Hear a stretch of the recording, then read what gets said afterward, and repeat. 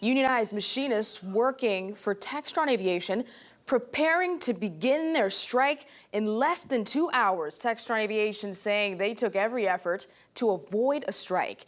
There are 2 designated strike locations, one near Town West at the Plumbers and Pipe Fitters Apprenticeship Building, another further east at the Carpenters Union Building. KSN's Zena Taher has more on what preparations look like. Jasmine, right now, preparations are still pretty sparse. Mainly what I saw tonight were generators being moved into both locations to provide power.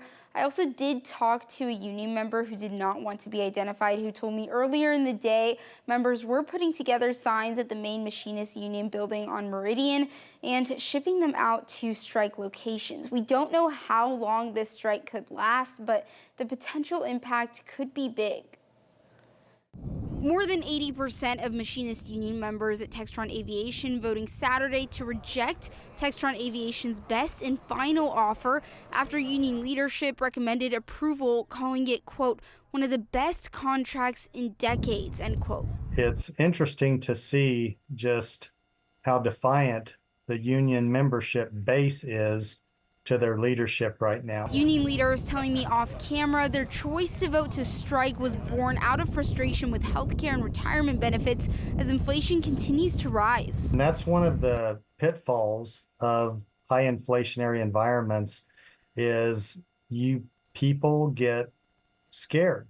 Union members I spoke with say the vote also comes from frustration with corporate leadership. One of them saying, quote, we make their bread and butter, so we should get a portion of it, end quote. Textron Aviation saying in a statement, no one benefits from a strike and the company is disappointed. Union members did not accept the final offer, which, quote, took 6 weeks of thoughtful and good faith negotiations by both the union and the company negotiating committees.